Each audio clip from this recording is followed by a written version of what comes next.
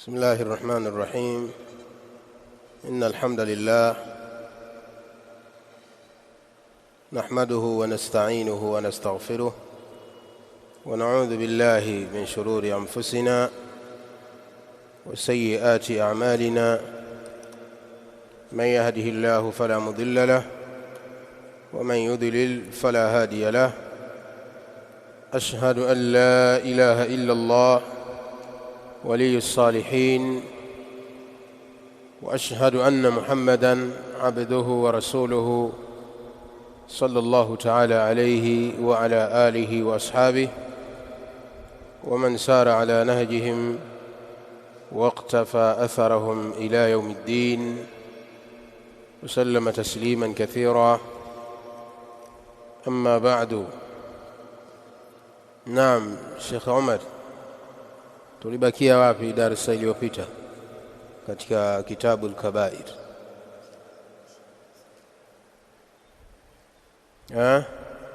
Hadithi tuko katika al-Kabiratu as-Sadisa, ndio dhambi kula 6, uququl walidain, kuasi na kuvunja na kukata haki za wazazi wawili.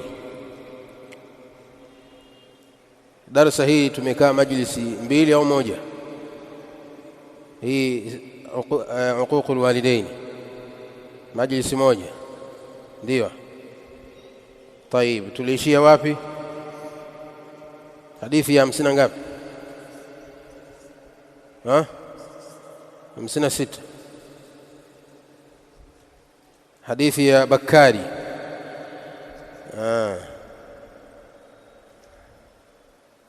murajao.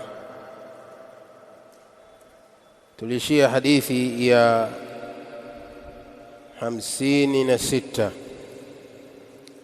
kwa mpangilio wa nuskha tulionayo. عن بكاري ابن عبد العزيز ابن أبي بكرة قال حدثنا أبي. tulishia hadithi hii, sio tuliisoma au ndo tuanze leo hapa? Tuliisoma. طيب.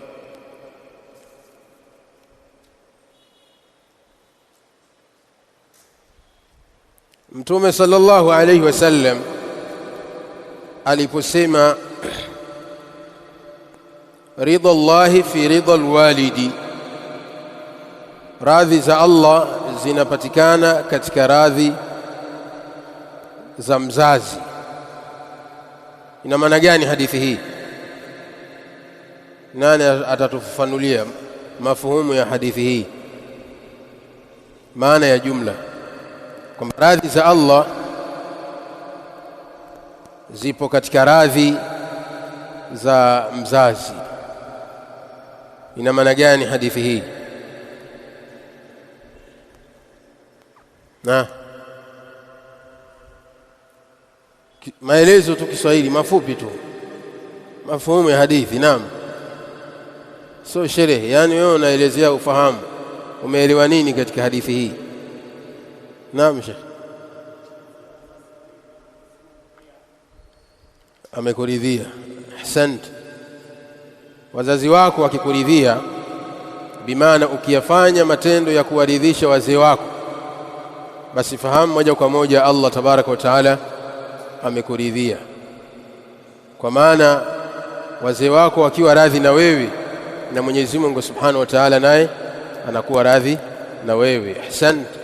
Hii ndio maana ridha Allahi fi ridha alwalidi. Fi ridha alwalidi ametajwa alwalid, kwamba radhi za Allah zinapatikana katika radhi za mzazi. Mzazi gani anakusudiwa hapa? Kif? Baba na mama. Ahsan. Tulieleza kwamba fi ridha alwalidi hapa anakusudiwa mzazi, imma baba au mama. Kwa hapa wanaingia wazazi wote. Unahitajika uwafanyie ya kuwaridhisha wazazi wako ili upate radhi za Allah subhanahu wa ta'ala.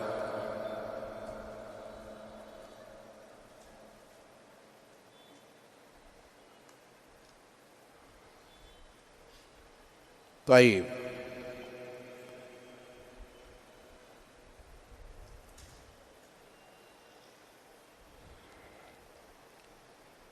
tunaendelea.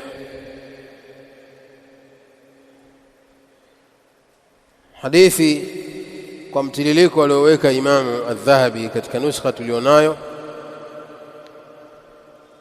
anasema Imamu Adh-Dhahabi rahimahullahu ta'ala: وقال النبي صلى الله عليه وسلم, na amesema mtume wa Allah alayhi salam: la yajzi waladun walidan, la yajzi waladun walidan illa an yajidahu mamlukan fayashtarihi fayu'tiqahu. رواه مسلم. لا يجزي ولد والدا إلا أن يجده مملوكا فيشتريه فيعتقه. رواه مسلم. متوم صلى الله عليه وسلم anasema la yajzi waladun, haiwezekani mtoto akamlipa mzazi wake wema.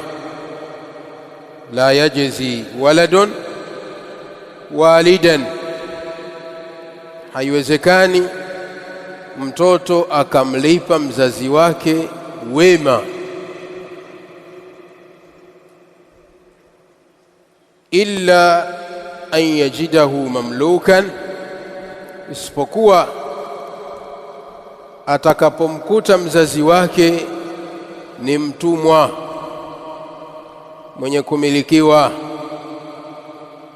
Illa an yajidahu mamlukan, isipokuwa mtoto huyo atakapomkuta mzazi wake ni mtumwa.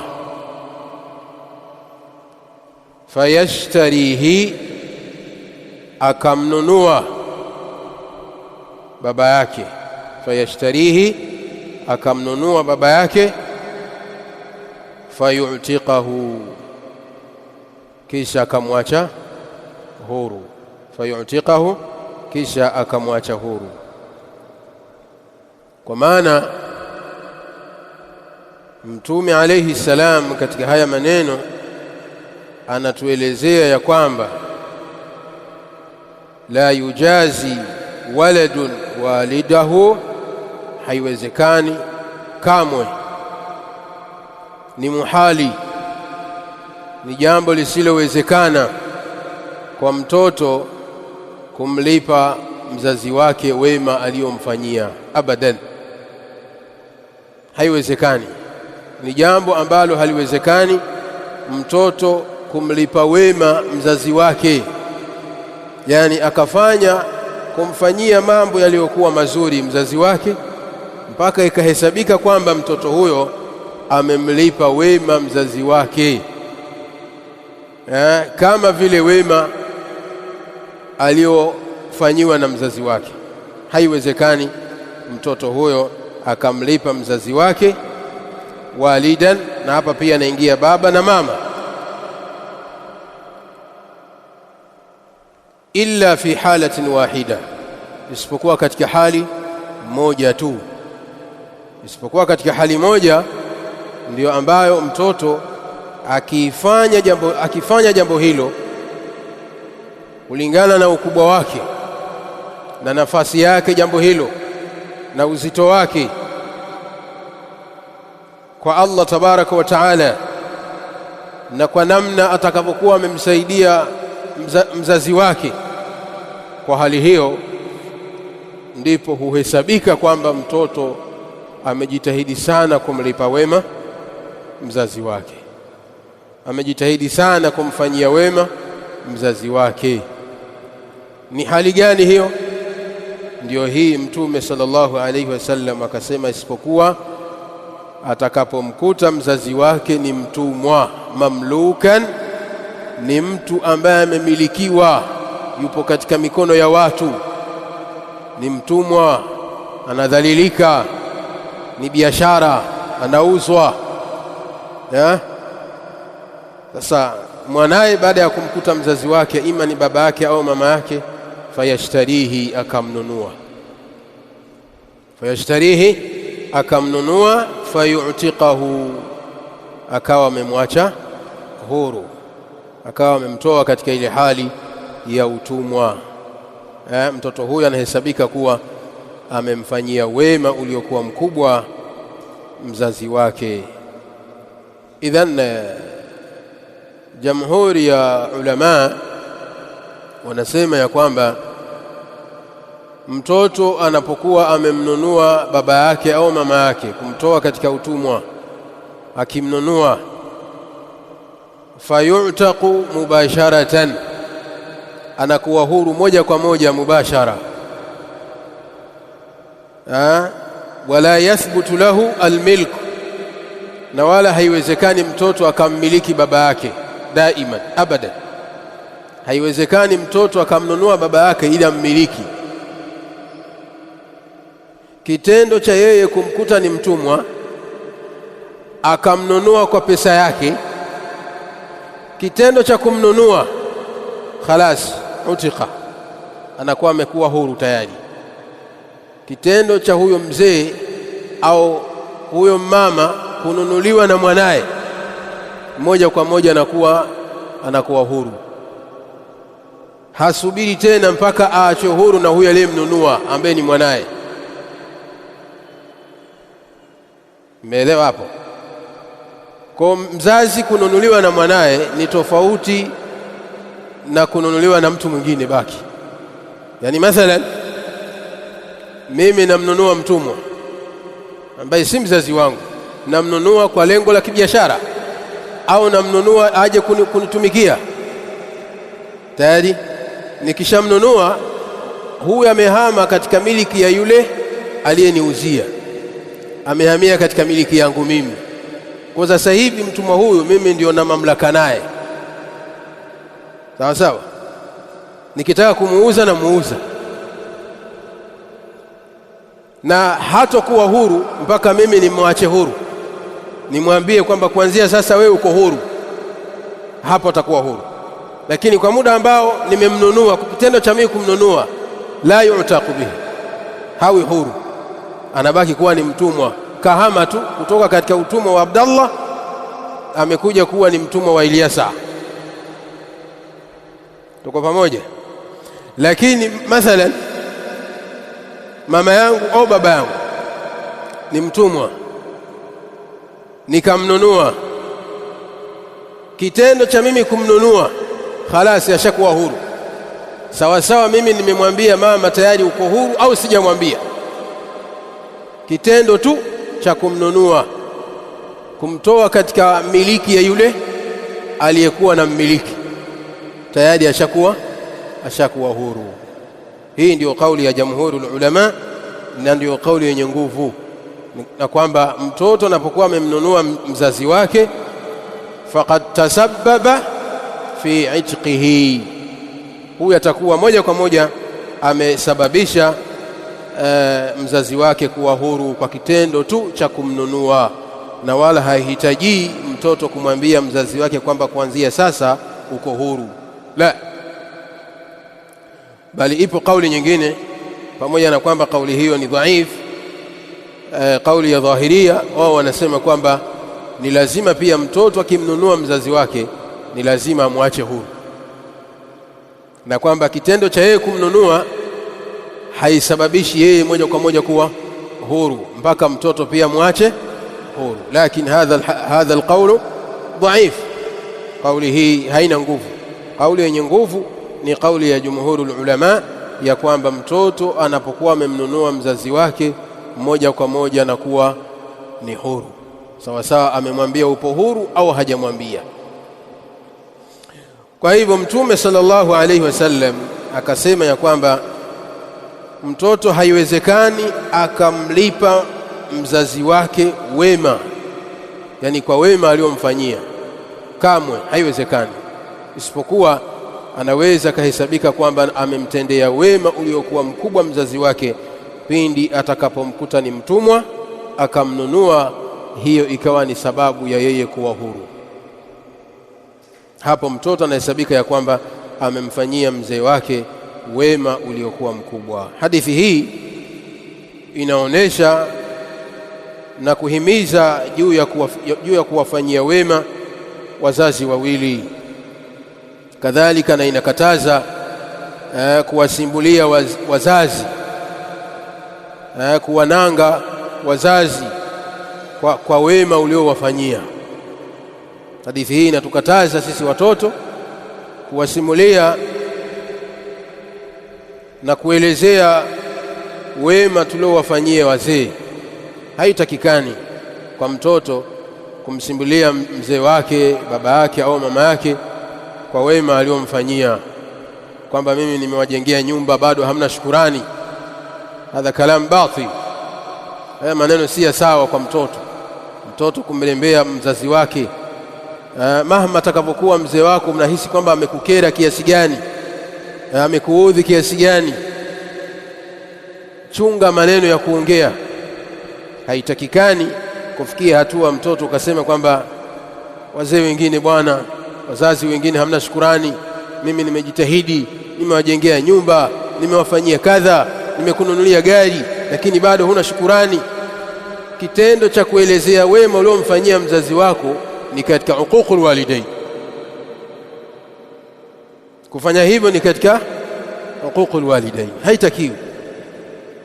Haitakiwi kwa mtoto kuelezea yale mema, jazakallahu khair, yale mema aliyoyafanya kumfanyia mzazi wake, yawe ni makubwa kiasi gani, kwa sababu mahma badhala juhdahu fil ihsani ilayhima, kwa namna yoyote mtoto atakapojitahidi kufanya juhudi zake kuwasaidia wazee wake, hata kama atafanya nini, hata kama utakuwa ni mwenye kuwasaidia wazee,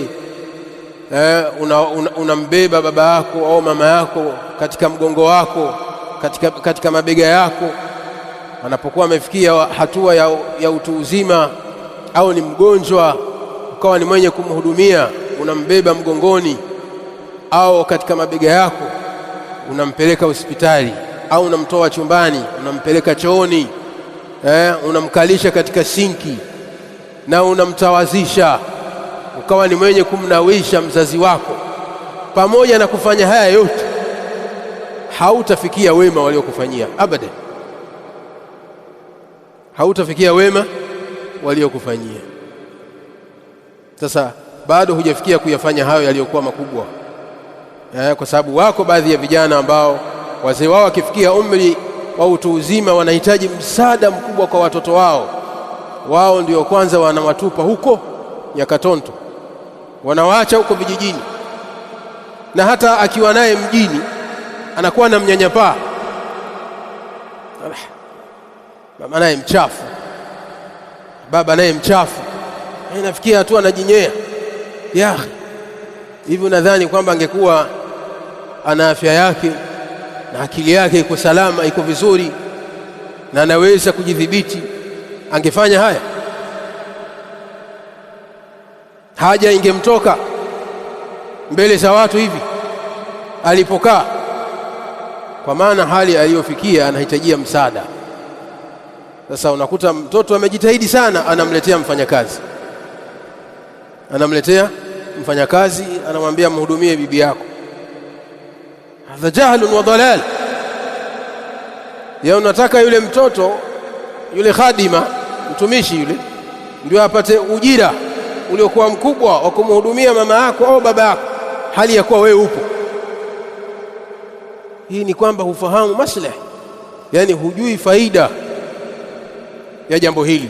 Lakini ungekuwa unajua, ungemhudumia mama yako mwenyewe kwa mikono yako. Kwa hiyo hadithi hii inatuhimiza sana kuwatendea wema wazazi wetu wawili, lakini na tusiwe ni wenye kuelezea na kuwasimbulia kwa yale ambayo tumewafanyia. Na tujitahidi sana wazee wanapokuwa wazazi wetu wamefikia umri wa utu uzima, vikongwe, yani tujikurubishe sana kwa wao, kwa sababu wakati huu ndo wakati yani mwafaka wanasema, kwa sababu ndo wakati ambao mzee wakati huo na kwanza lawama zinakuwa nyingi, yani hachelewi kulaumu, yani kitu kidogo tayari anakulaumu. Kwa hiyo inahitajika uwe makini sana katika kuamiliana naye. Natakiwa umakini katika kuamiliana na wazazi wakati huo. Najitahidi sana kuwa nao karibu, jitahidi sana kuwa nao karibu. Naam, wazee wako kama wako mbali huko na unawasa, walete uwe nao karibu, walete uwe nao karibu, ni bora zaidi kuliko kuacha maporini huko. Nasallallahu as-salamu wal afia. وعنه صلى الله عليه وسلم بإسناد حسن. حديث nyingine kutoka kwa mtume alayhi salam kwa sanad iliyokuwa nzuri, biisnadin hasanin, kwa sanadi iliyokuwa mzuri, kwa maana Imam Adh-Dhahabi hasana isnadahu, amesema ya kwamba isnadi hadithi hii ni nzuri.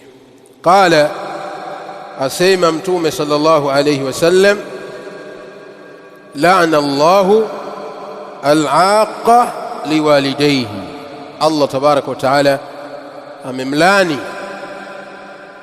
mwenye kukata haki ya wazazi wake wawili. La'ana Allahu, Allah tabaraka wa taala amemlani al-'aqqa liwalidayhi, yule mwenye kukata haki ya wazazi wake wawili. Allah tabaraka wa taala amemlani mwenye kuwaasi wazazi wake wawili. La'ana Allah, kwa maana istahaqqa la'ana Allah, mtu huyo amestahiki, mtu huyo anastahiki laana ya Allah tabaraka wa taala. Na laana ya Allah, ukisikia kwamba la'ana Allah, Allah amemlani au Allah amlani, maana yake Allah tabaraka wa taala amemfukuza na amemtoa katika rehema zake, kwamba mja huyo si mwenye kupata rehema za Allah tabaraka wa taala. Wa inda Muslim, pia imekuja hadithi kwa Imam Muslim,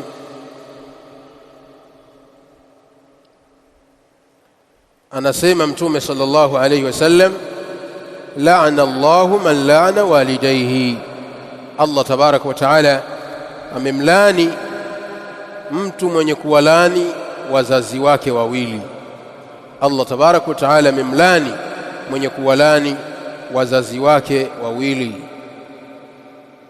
Kadhalika imekuja hadithi inda al-Bukhari, katika sahih al-Bukhari, mtume sallallahu alayhi wasallam anasema, min akbari al-kaba'iri, miongoni mwa madhambi yaliyokuwa makubwa, an yal'ana ar-rajulu walidayhi, ni mtu kuwalani wazazi wake wawili. Katika madhambi yaliyokuwa makubwa ni mtu kuwalani wazee wake wawili. Qila, akaulizwa mtume sallallahu alayhi wasallam, ya Rasulullah, ewe mjumbe wa Allah, wa kaifa yal'anu ar-rajulu walidayhi, inakuwaje mtu mpaka nafikia hatua anawalani wazazi wake wawili? Yani ni vipi mtu anawalani wazee wake? Qala, mtume akasema alayhi salam, maana ya haya maneno kwamba mtu mwenye kuwalani wazazi wake ni katika madhambi yaliyokuwa makubwa, hakuwa mtume alayhi salam akikusudia kwamba mtu akathubutu kabisa kwa kinywa chake kusema, kumwambia baba yake la'natullahi alayka, au kumwambia mama yake la'natullahi alayki. La, haina maana hiyo. Na masahaba radhiyallahu anhum walifahamu hivyo kwamba mtu anawalani wazee wake kwa kusema la'natullahi alayka. Ndio maana wakamuuliza, inakuwaje mtu kufikia hatua kuwalani wazee wake? Je, inawezekana hilo? kwa sababu ni jambo ambalo haliingia akilini kwa wao masahaba radhiyallahu ta'ala anhum, jambo ambalo hivi sasa ni jambo jepesi kwa baadhi ya vijana. Unafikia hatua wa kijana kumlani mama yake au baba yake, umelaaniwa wewe. Sababu kuna baadhi ya wazazi pia ni wepesi kusema haya maneno, kuambia watoto wao maluuni wewe. Kina mama baadhi akishapanda na hasira, mwanae haambiliki, akitaka kumpiga anakimbia yule mtoto, maneno ambayo atamfuatisha yule mtoto, namwambia maluuni, umelaaniwa wewe, shetani wa mguu mmoja. Na mtoto naye anarudisha maluuni mwenyewe. Sinasikia haya maluuni mwenyewe, umelaaniwa mwenyewe, na mfano wake. Naudhu billahi min dhalik.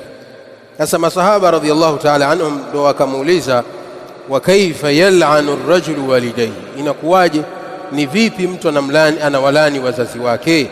Mtume alayhi salamu akasema, yasubbu ar-rajulu aba ar-rajuli, ni vile mtu kumtukana baba wa mwenzake. Fayasubbu abahu, naye yule aliyetukanwa baba yake anarudisha na yeye kumtukania baba yake. Wayasubbu ummahu fayasubbu ummahu, kadhalika mtu akamtukana mama wa mwenzake, na yule mwenzie ambaye katukaniwa mama yake anarudisha kumtukana mama yake na yeye. Kwa hivyo kwa hali hiyo, manake mtu anapokuwa amemtukana baba wa mwenzake, mkawa mnajibishana na mwenzako, ukamtukania baba yako kadha wa kadha, na yeye huyu aliyemwambia akarudisha baba yako mwenyewe, baba yako kadha wa kadha, tayari wewe kijana unahesabika ya kwamba umemtukana naye baba yako, kwa sababu umekuwa ni sababu ya baba yako kutukanwa, umekuwa ni sababu ya baba yako kusemwa vibaya. Tumeelewana? Hii ni katika hali ambayo inapelekea mtoto kumtukanisha mzee wake bitasabbubi, kwa kusababisha, na sio kumtukana mubashara, kumtukana moja kwa moja, lakini mtoto huyu anahesabika ya kwamba amemtukana mzazi wake kwa kumtukanisha. Kwa hiyo ni jambo ambalo natakiwa vijana kuwa makini sana na jambo hili. Chungeni midomo yenu kadhalika na ndimi zenu kuwatukana baba wa wenzenu kadhalika na mama zao. Jambo hilo linapelekea na wao kuwarudishia matusi.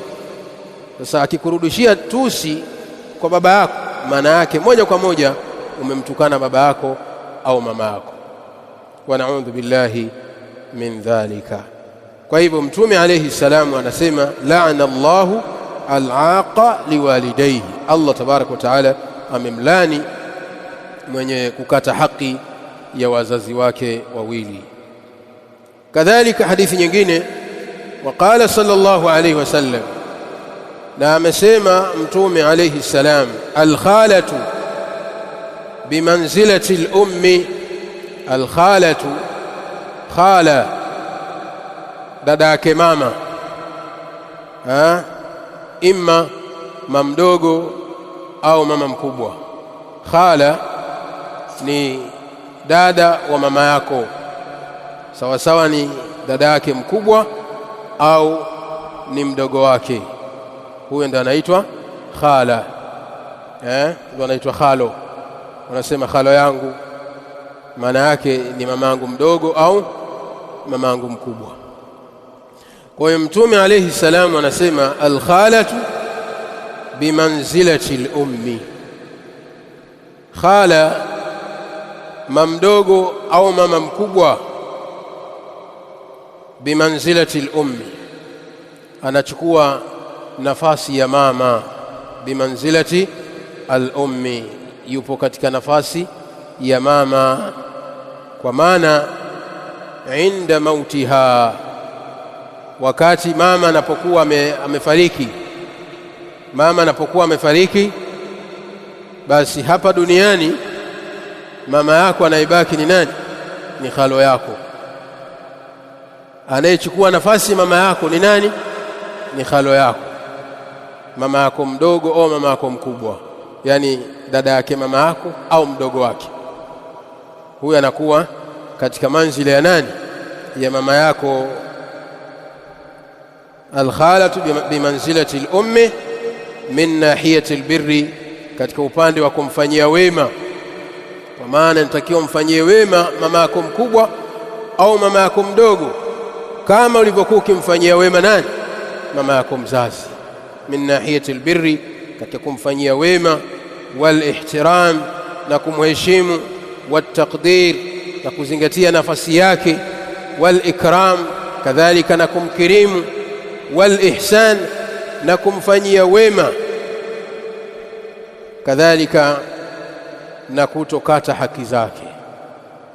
Kama vile ulivyokuwa ukiamiliana na mama yako, kadhalika ndivyo natakiwa uamiliane na mama yako mdogo na mama yako mkubwa, kwa sababu hawa ndio watu wa karibu na mama yako zaidi kuliko watu wengine. Wakati mama yako yuko hai, kadhalika na baada ya kufa kwake. Wakati mama yako yuko hai, unatakiwa wewe kama mtoto ujikurubishe kwa hawa ndugu zake mama yako, hawa khalo zako, hawa mama zako wadogo na wakubwa. Unahitajika uwe ni mwenye kujikurubisha kwao, kwa maana kuwatendea wema na kuwaheshimu na kuzingatia nafasi zao na kuwafanyia ihsani na kuacha kuwadharau, kwani hawa wako katika manzila ya mama yako. Hawa wanakuwa katika manzila ya mama yako akiwa hai, kadhalika na baada ya kufa kwake. Hii ndio maana ya maneno Mtume sallallahu alayhi wasallam aliposema alkhalatu bimanzilati al-ummi, kwa maana katika upande wa kumfanyia wema na kumkirimu, kadhalika na kutokumdharau na kutokukata haki zake, kwa sababu mama anapokufa siku zote wanasema fa innal khalata laka iwadan. Mama yako mzazi akifa akamwacha mdogo wake au mkubwa wake, basi huyo anakuwa anachukua nafasi yake katika hasa katika hadhana, katika malezi, katika malezi, kadhalika katika uangalizi. Huyu anachukua nafasi ya mama yako, kwa sababu ndio mtu wa karibu zaidi na mama yako. Kwa hiyo haya maneno ya Mtume alayhi salam yana maana kwamba mtoto inatakiwa awe ni mwenye kuwafanyia wema ndugu wa mama yake, mama zake wakubwa na wadogo, kwa sababu wana nafasi kubwa kwake yeye akiwa hai mama yake, lakini pia hata baada ya kufa kwake.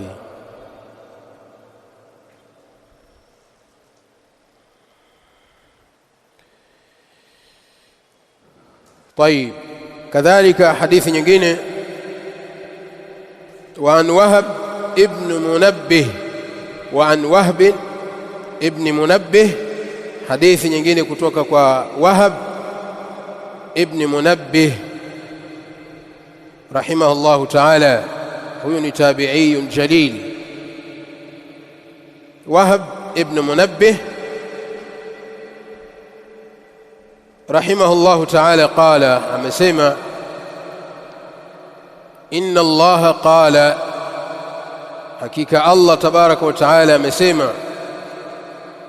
Inna Allah qala, hakika Allah tabaraka wa ta'ala alisema kumwambia Musa, ya Musa, ewe Musa, waqir walidayka, waqir walidayka, waheshimu wazazi wako wawili.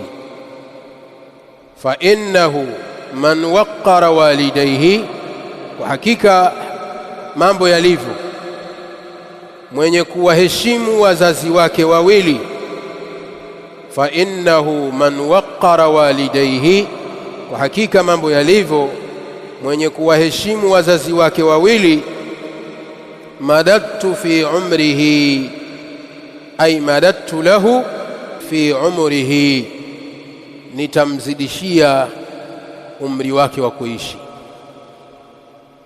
Fa innahu man waqqara walidayhi, kwa hakika mwenye kuwaheshimu na kuwatendea wema wazazi wake wawili, madadtu fi umrihi, katika lafdhi nyingine imekuja madadtu lahu fi umrihi, mtu huyo nitakuwa ni mwenye kumzidishia katika umri wake wa kuishi. Wa wahabtu lahu waladan yabarruhu, wa wahabtu lahu waladan, na nitampatia mtoto, yabarruhu, atakayekuwa akimfanyia wema. Wa wahabtu lahu waladan, na nitampatia mtoto, yabarruhu, mwenye kumfanyia wema, kama alivyokuwa anawafanyia wema wazazi wake wawili. Mwenye kuwafanyia wema wazazi wake wawili, nami nitamzidishia kwanza katika umri wake, lakini pili nitampatia mtoto au watoto watakaokuwa wakimheshimu na kumfanyia wema kama alivyoishi na wazazi wake. Waman aqqa walidayhi, na mwenye kuwaasi wazazi wake wawili akakata haki zao, qassartu umrahu, nitaupunguza umri wake. Qassartu umrahu, katika lafdhi qassartu lahu umrahu, nitampunguzia umri wake wa kuishi. Wa wahabtu lahu waladan ya'uquhu, jambo la pili nitampatia mtoto atakayekuwa ni mwenye kumwasi. Wa wahabtu lahu waladan, na nitampatia mtoto au watoto, ya'uquhu, mtoto ambaye atakuwa ni mwenye kumwasi na kukata haki zake kama alivyoishi na wazazi wake.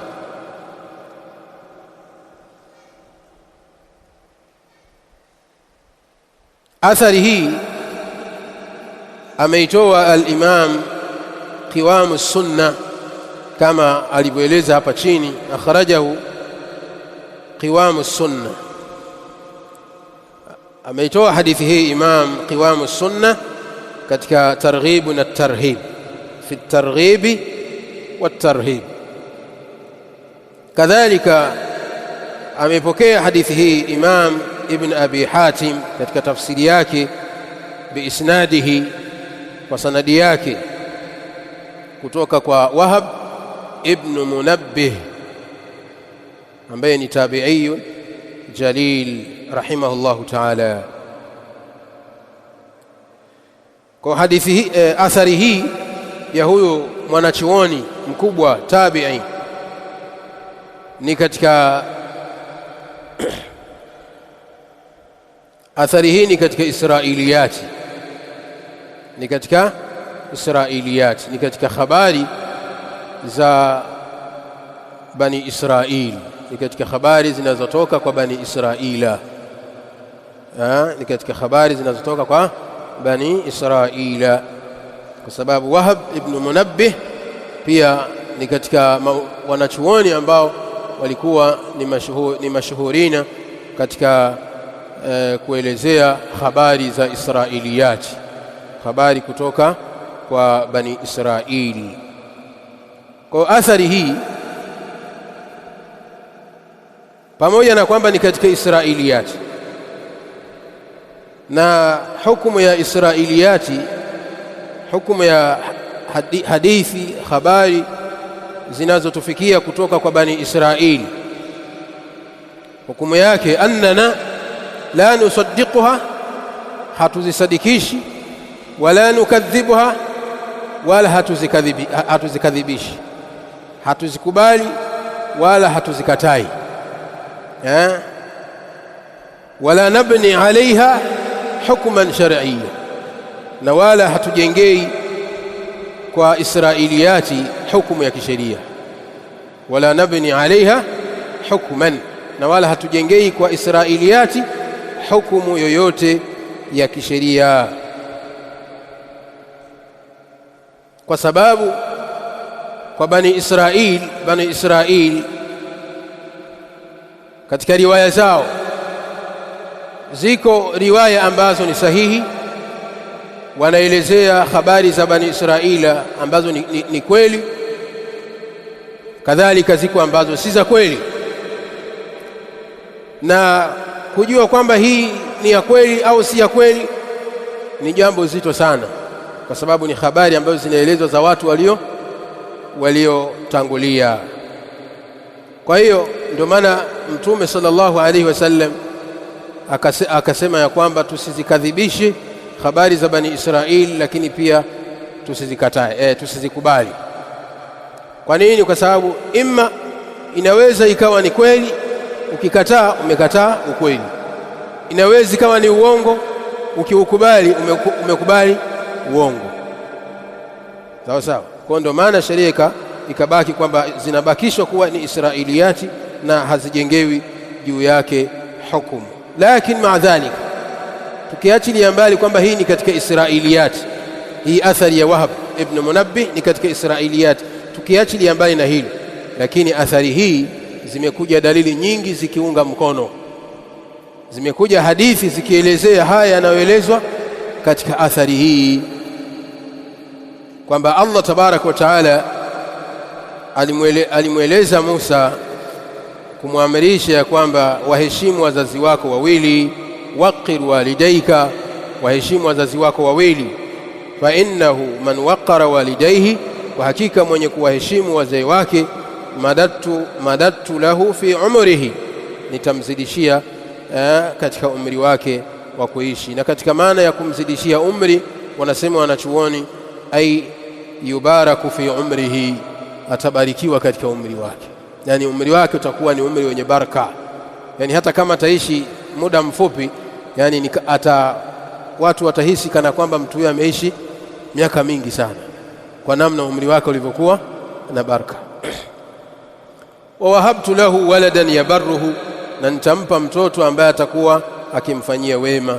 Na mwenye kuwaasi wazazi wake wawili, qassartu umrahu, nitaupunguza umri wake wa kuishi. Lakini si hivyo tu, wa wahabtu lahu waladan yauquhu, na nitampa mtoto ambaye atakuwa akimwasi. Faman barra biwalidayhi, kwa mwenye kuwafanyia wema wazee wake, barra bihi auladuhu, watoto wake atakaowapata nao watamfanyia wema. Atakayewaheshimu wazazi wake, basi na yeye atakapopata watoto watamheshimu. Waman aqahuma, na atakayewaasi akakata haki za wazazi wake, akawa si mwenye kuwaheshimu wazee wake, aqahu auladuhu, naye watoto wake watamuasi, hawatomheshimu. Kwa sababu albirru dainun, wema ni deni, kadhalika waluququ dainun, na uasi pia kwa wazazi ni deni. Kwa vile unavyowafanyia wazazi, na wewe utafanyiwa na watoto wako. Kwa jitahidi sana wewe kama mtoto kuwafanyia wema wazazi wako, ili na wewe watoto wako waje wakufanyie wema. Kwa hii ni athari ambayo ni adhim, inatufundisha kuwafanyia wema, pamoja na kwamba ni katika israiliyati, lakini zimekuja pia hadithi zinazoelezea jambo hili la israiliyati. Na ni kwa nini Imamu Dhahabi ametaja habari hii kutoka kwa Bani Israili, hali ya kuwa ziko hadithi nyinginezo? Imma Imamu Dhahabi ametaja athari hii, kadhalika na athari zingine hizi zinazofuata, zote hizi mbili zinazofuata ni katika israiliyati, nazo pia hizi. Imamu Dhahabi amezitaja athari hizi kwa moja ya sababu mbili. Sababu ya kwanza, anna at-taghlidha fi sha'ni al-uquqi kana fil umami sabiqa, ni kwamba jambo la kukataza kuwaasi wazazi wawili, jambo hili halijaanza katika umma huu, ummati Muhammad sallallahu alaihi wasallam, bali lilikuwepo hata katika umami as-sabiqa, lilikuwepo katika nyumati zilizopita. Ndio maana Imamu Dhahabi akataja athari hizi za Israiliyati kuonesha kwamba jambo hili la kukataza kuwaasi wazazi wawili halijaanza katika umma huu, bali lilikuwepo hata katika watu waliotangulia kabla yetu. Hii ni sababu ya kwanza ya kuzitaja athari hizi. Lakini sababu ya pili, anna hadha almadhkura, ni kwamba haya maelezo yaliyotajwa katika athari hii ya kuhusu kuwaasi wazazi wawili na malipo yake, mashhurun inda almuslimin, jambo hili linafahamika sana, ni mashuhuri kwa Waislamu. Dallat alayhi aladilla, zimekuja dalili nyingi zikilijulisha hilo, kwamba mtoto ambaye hawaheshimu wazazi wake, basi na yeye hatoheshimiwa na watoto wake. Zimekuja nususi zikielezea hivyo. Ndiyo maana Imamu Dhahabi rahimahullahu ta'ala akazitaja athari hizi, pamoja na kwamba ni katika Israiliyati, ni habari za kutoka kwa Bani Israili. Hadithi nyingine anasema, ambayo ni athari nyingine, ni athari kutoka kwa Ka'b. وقال كعب الأحباري، وقال كعب الأحباري، na amesema Ka'b al-Ahbari. Huyu ni katika wasomi wakubwa wa Kiyahudi kabla ya kusilimu kwake. Kabla ya kusilimu alikuwa ni msomi mkubwa katika wasomi wa Kiyahudi katika nchi ya Yemen. Fa aslama, akawa amesilimu. Ka'b al-Ahbari akawa amesilimu baada wafati nabii sallallahu alayhi wasallam, baada ya kufa mtume alayhi salam. Wa qadima al-Madinata, na akawa ametoka Yemen akaenda Madina. Fi ayami Umara, katika utawala wa Umar ibn al-Khattabi radiyallahu ta'ala an. Fajalasa as-sahaba, akakaa kwa masahaba, akachukua elimu kwao, akachukua hadithi kwa masahaba radiyallahu ta'ala anhum, na yeye pia akawa na wahadithia Israiliyati, habari za Bani Israili, kwa sababu yeye ni katika ukoo wao, ametoka huko. Ndio maana akawa anawahadithia hizi habari za Bani Israili. Fakana yuhadithuhum an Israiliyati, akawa anawahadithia masahaba kunako habari za Bani Israili, lakini wakati huo na yeye akiwa anachukua hadithi za mtume sallallahu alayhi wasallam. Fahuwa min kibari at-tabi'in. Ka'b al-Ahbari ni katika kibari at-tabi'in, ni katika matabi'i waliokuwa wakubwa, yani wanafunzi wa masahaba, ni katika wanafunzi wa masahaba waliokuwa wakubwa. Kwa anaeleza huyu Ka'b al-Ahbari rahimahullahu ta'ala, anasemaje? Walladhi nafsi biyadihi, na apa kwa yule ambaye nafsi yangu iko mkononi mwake, ambaye ni Allah tabaraka wa taala. Inna Allaha, hakika Allah, la yuajjalu, rekebisha hapo katika kitabu imeandikwa la yaj'alu, hiyo ni kosa, andika juu yake hapo, inna Allaha, hakika Allah, la yuajjalu, inaanza aini kisha ndio inakuja jim. Inna Allaha la yuajjalu, hakika Allah tabaraka wa taala ni mwenye kuharakisha haina al-abdi, kifo cha mja wake. Haina sio hina, haina inna Allah la yuajjalu hayna al-abdi, hakika Allah ni mwenye kuharakisha hayna al-abdi, kifo cha mja wake. Hayna al-abdi ay halakuhu wa mautahu, idha kana aqan liwalidayhi, atakapokuwa mja huyo ni mwenye kuwaasi wazazi wake wawili. Huyu Ka'bul Ahbari anasimulia, anasema haya maneno ambayo ni mazito sana, kwamba hakika Allah tabaraka wa taala la yuajjalu hayna al-abdi, ni mwenye kuharakisha umauti, ni mwenye kuharakisha kifo cha mja wake.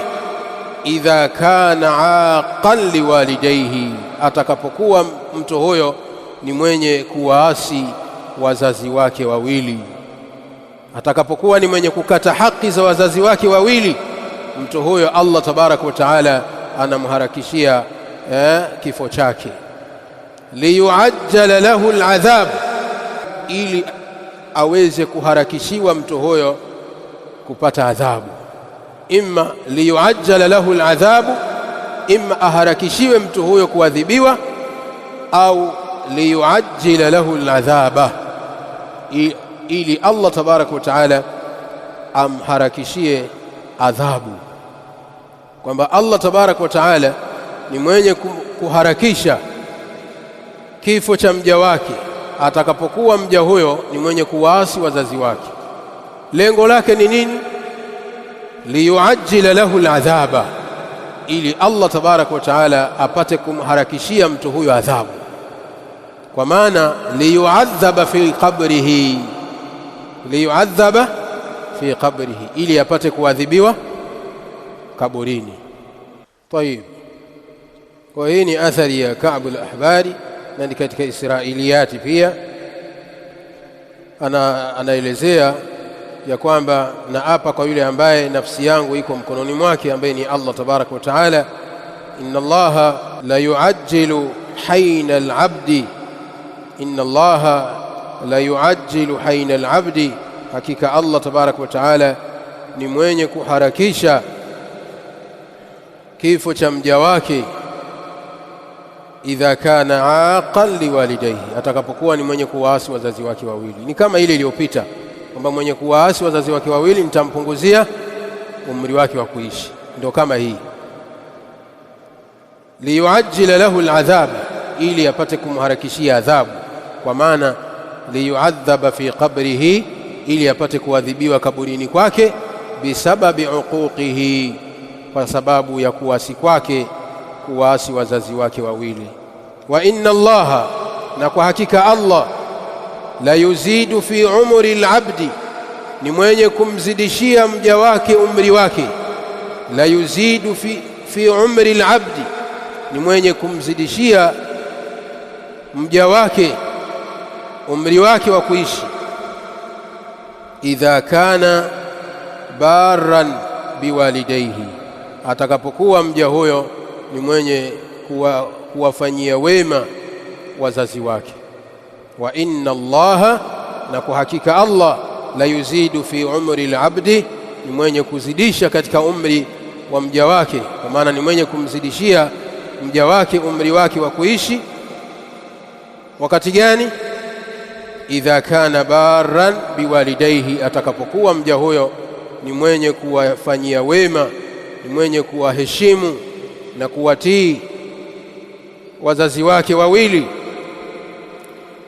Liyazida birran wa khaira, liyazida birran wa khaira, ili apate kuzidisha wema na kheri.